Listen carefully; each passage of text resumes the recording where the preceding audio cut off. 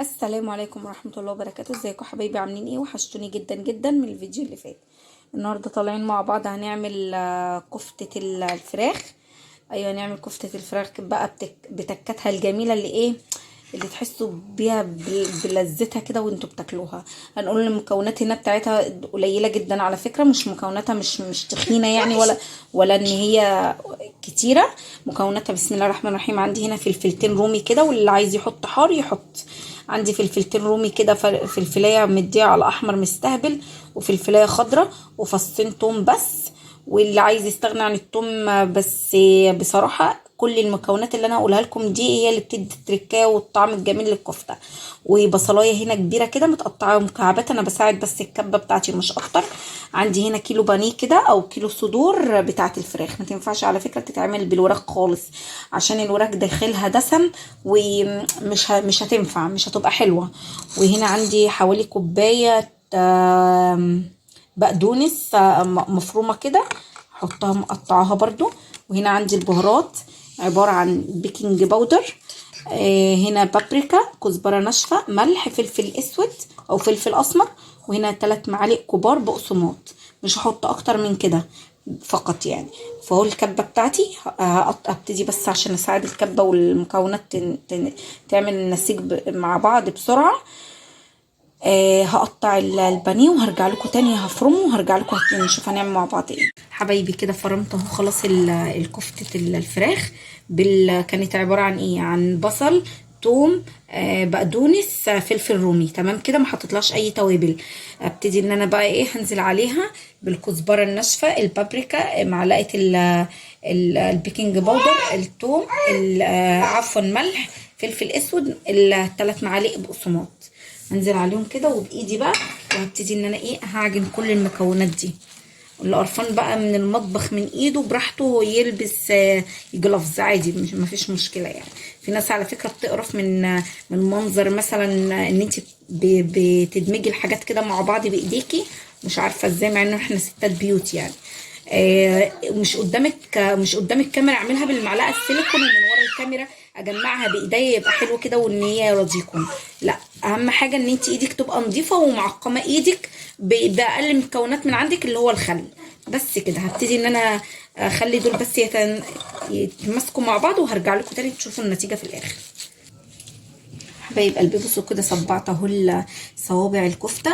على فكره بتبقى تحفه، تتعمل على الجريل. وبص هعمل فيها ايه تاني، خليكم بس كده معايا علشان ايه، خطوه بخطوه كده. اجيب بس اللي هي الخله بتاعت الشيش طاووق، او ال او ال اللي هي ايه، سلكت السنين. بصوا هعمل فيها كده اهو، بس خلي الخطوط ايه، يعني تبقى لتحت شويه، علشان ان هي ايه وهي بتستوي كده تبان. بصوا هتديكم منظر كده عامله زي الباتون ساليه كده، هتبقى شكلها حلو. المهم في الاخر وهي بتستوي هتعجبكم جدا على فكره. اهي كده ابتدي ان انا وريتها لكم بس في كام واحده، علشان انا بصوا صبعتها زي رسمه الناجتس كده، لاني لو عملتوها ساندوتش للولاد او اكلوها كده مع شويه بقى رز، او شويه مكرونه، او شويه سلطه خضره كده، يبقى ان انتوا بصوا هي مليانه خضار يعتبر. اللي بيحب يحط فيها طماطم يحط. اللي في الخطوه دي على فكره ممكن ان انتوا تقدروا تعملوها كده، وتعملوها بالفيجيتار والبيض، او بالفيجيتار والحليب اللي هو الحليب، وبعد كده تحطوها في الدقيق وتحمروها فيها كذا حاجه. بما ان البانيه يعني غلي، فبصوا محدش هيعمل دلوقتي بانيه. انا عن نفسي شغاله على الكفته والحاجات الجميله دي. اعملوا اضراب شويه على والله بجد نعمل اضراب شويه على الفراخ لما بتبقى في الاسواق كده، وتبقى قاعده عند الفرارج شويه حلوين كده. والفراخ اساسا ملهاش عمر في الشتاء، فلما يلاقوها كده بتموت يبقوا يتقوا ربنا فينا. اهو بصوا، اهو بصوا هتبقى شكلها تحفه وهي بتستوي. انا وريت لكم الخطوه دي، وعشان هحط كيس وهعمل ما بين الطبقه والطبقه لازم تحطوا كيس. وانا بصبعها هوريكم دلوقتي واحده وانا بصبعها. هبلي الاول ايدي زيت كده اهو. قلت لكم زي ما انتوا عايزين تشتغلوا لابسين جلافز براحتكم اهو كده. احنا بنحط الاكل على الاكياس البلاستيك زي اكياس المطبخ كده، ويقول لك ايه ما تكتروش وتقعدوا الاكل فيه كتير علشان مضر. فيعني اصح من ايدينا طبعا وهي متعقمه ومتصبنه كويس جدا، مش هنلاقي انضف منها يعني، ده اظن يعني، بما ان احنا ربات بيوتي يعني. بصوا اهو كده اهي، بصوا الصباع بتاع الكفته، اللي عايزه بقى يعمله على عصايه الشيش طاووق براحته خالص. حبايب قلبي بصوا عملت اهو قطع الكفته اللي هي على هيئه الناجتس دي. ممكن انتوا تعملوها زي ما قلت لكم بالبقسماط والفيجيتار، او البقسماط الفيجيتار يعني ايا كان تشكلوها براحتكم. والصوابع دي هعملها زي داوود باشا كده، ما هقدمها كور كده صغيره مع مكرونه سباكيتي، هنعملها اكله مع بعض تاني. يعني بصوا في كل الاحوال خلوا اكلكم اقتصادي وفي نفس الوقت بتشكلوا فيه، مش بتعملوا تكرار على طول الاكل نفس الاكل. فاهمين قصدي؟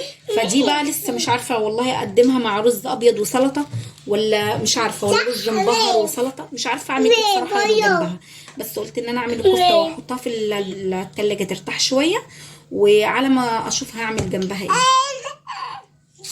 قلبي كده خلاص اهو، ابتديت ان انا احط الكفته اهي على النار.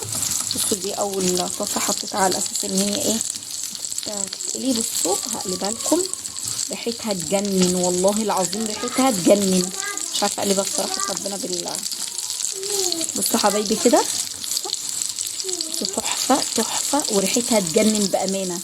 بصوا استوت ازاي على البصمه اللي احنا عملناها بال بعصايه الشيش. بصوا اهي، بصوا ابتدت اهي تستوي على فكره خالص، والاطراف ابتدت تبيض اهي، يعني يعتبر كده استوت.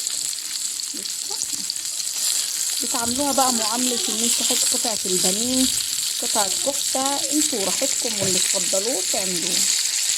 نبتدي كده ايه نقتصد شويه في الميزانيه بتاعه البيت على ما ربنا يعديها على خير الايام اللي احنا فيها دي. بصوا تحفه على فكره، الاكله اقتصاديه وتحفه وسريعه ومنجزه وحلوه حلوه حلوه بجد.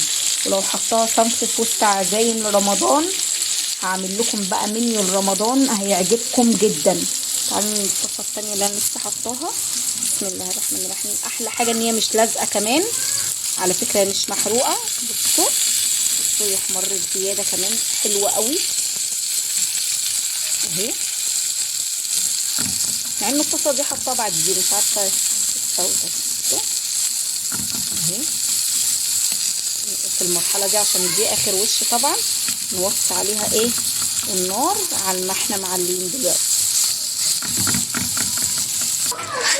حبايب قلبي بصوا كده خلاص خلصت كميه الكفته كلها وطفيت اهي النار. بصوا ريحتها تجنن. في النص بسخلها ايه فحميه، هتشوفوا بالفحميه دي هعمل بيها ايه.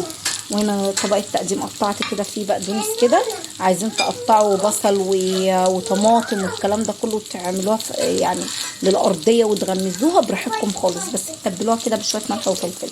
بس انا بستكفي بالبقدونس بس. وعملنا هنا رز ابيض كده جنبها، وقطعت سلطه وطحينه حلو قوي كده النهارده، والحمد لله على كده.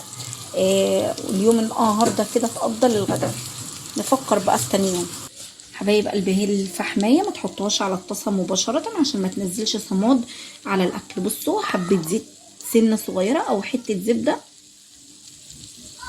بصوا الفحم دي كده، ونروح قافلينها بالطاسه عشان سخنه بس، اللي هي ايه اللي احنا كنا بنعمل عليها التانية.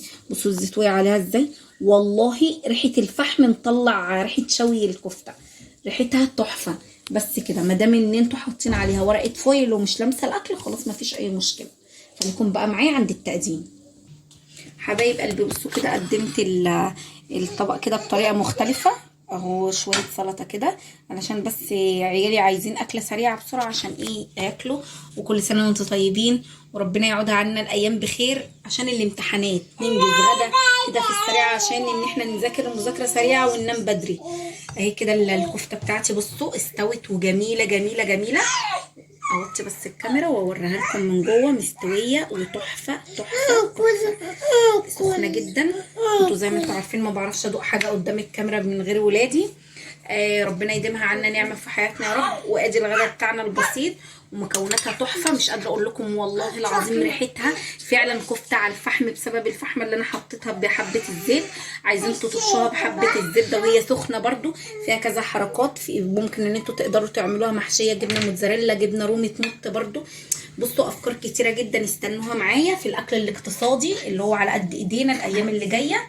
وبس كده، واتمنى ان انتم ما تنسونوش في اللايك، واللي مش مشترك في القناه ينزل دلوقتي ويفعل زر الجرس ويدوس على كلمه اشتراك او كلمه سبسكرايب عشان كل الفيديوهات اللي انا بنزلها توصل لكم. واللي مشترك في القناه ما ينساش يكتب لي كومنت منكم حلو، وعايزيني اعمل لكم ايه الفيديوهات اللي جايه، روتينات ولا طبخ ولا سلسله حاجات اللي انا قلت لكم عليها بتاعه الدايت. وشجعوني ونشجع بعض. والسلام عليكم ورحمه الله وبركاته. باي باي.